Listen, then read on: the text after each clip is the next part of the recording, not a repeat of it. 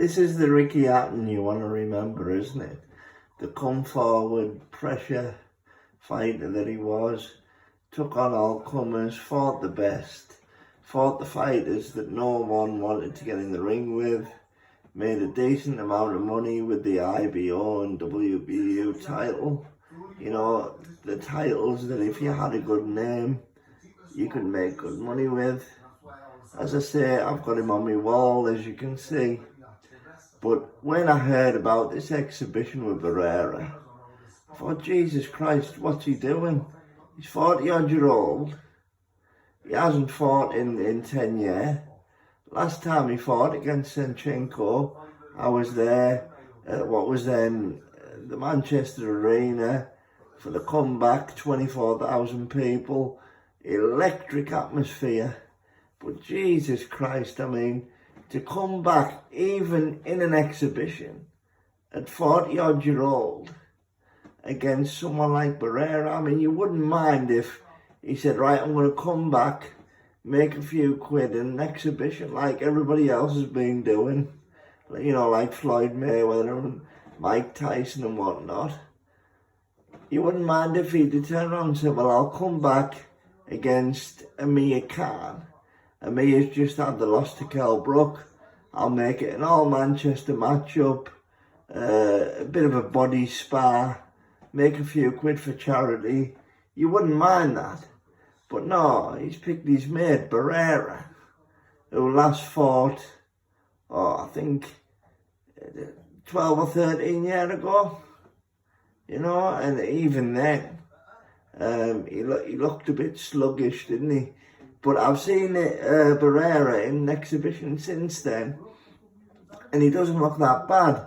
So what I'm hoping for now, I'm hoping that Barrera, who I was also a fan of growing up, I'm hoping he catches Ricky with a bit of a body shot and that he doesn't go easy on him, and that he actually give us a glimpse, a little bit of a glimpse of what it would have been like in the prime.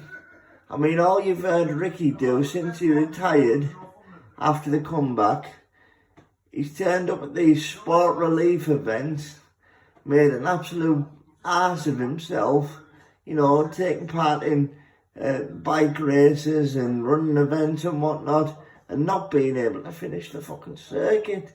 I mean, he's turned into an embarrassment, hasn't he? Nothing but a cokehead. This is the Ricky Hatton I want to remember, as I said in the intro. But Christ almighty, I mean, when you look at what he's done over the last, say, I don't know, 10, 15 years, he hasn't really failed. He's been a promoter, a trainer, you know. He hasn't really failed at either of them, but he hasn't really given it his all neither. I mean, he obviously has a lot of cash, made a lot of money, plenty in the bank, can do what he wants. But I am a little bit disappointed in him. I think he's tarnished his legacy in a big way. And I don't think this comeback, or whatever they call it, it'll do him any favours. I certainly won't be going to see it. If it's on pay-per-view, that's an absolute travesty, and something should be done about that. It should be on terrestrial television or a streaming network. But I'm absolutely really disappointed by it, to be honest with you. You know, and he goes on about, like, you remember when he used to go on about his girlfriend, Jennifer Dooley, how she was there for him, and how when he was at wit's end, she come home and caught him with a knife in his hand when he was suicidal, and how he took her in, if he took Mike Tyson in, if he found Mike Tyson in bed with her. Well, Jesus Christ almighty, I mean, you know, he's been separated from her, what, 7, 8 years? He's got 2 kids to her, but it just goes to show you, nowadays, he never mentions it, does he?